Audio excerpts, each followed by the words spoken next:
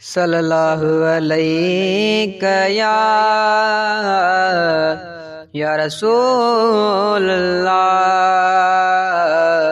वसल्लम अलैका या हबीबल्लाह। सल्लल्लाहु अलैका या रसूलल्लाह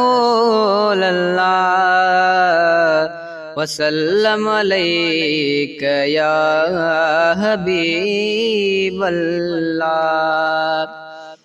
मुझे जी जलमा तो तंगोर वञा तुझे मेरे गुलामी ॾियामा तुझे हिकिड़े न थोरे पुजामा तुझा पेर हुजनि ऐं मुंहिंजूं अखियूं तब तोखे ॾुखियो सम्झामा तुझे हिकिड़े न थोरे पुजामा।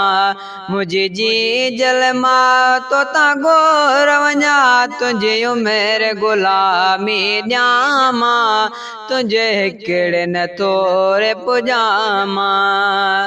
है परा पेर खणी जॾहिं पंधु थे कयुमि का चोट लॻी तो ड्रोड़ी खयुमि परा पेर खणी जॾहिं पंधु थे कयुमि का चोट लॻी तो ड्रोड़ी खयुमि पाए बाकुर वई पेशानी चुमी पाए बाकुर वई पेशानी चुमी चई बचड़ा सदको थियामा तुझे हिकिड़े न थोरे पुजामा ओ तुझा पेर हुजनि ऐं मुंहिंजूं अखियूं तब तोखे ॾुखियो सम्झामा तुझे हिकिड़े न थोरे पुजामा।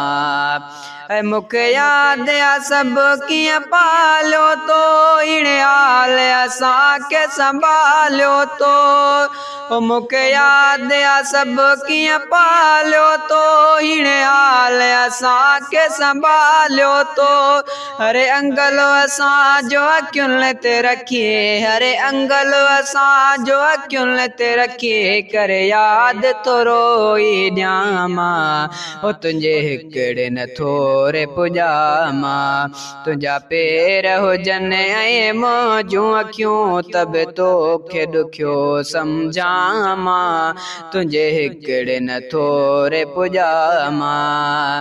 वेही सोचींदो हाँ रातियूं से जेके जागी तो मूं लाइ काटियूं थे वेही सोचींदो हाँ रातियूं से जेके जागी तो मूं लाइ काटियूं थे मां पासो मटिया तूं हथड़ो ॾींहुं मां पासो मटिया तूं हथड़ो ॾींहुं मता चिरक भरे न उथामा तुझे हिकिड़े न थोरे पुजामा।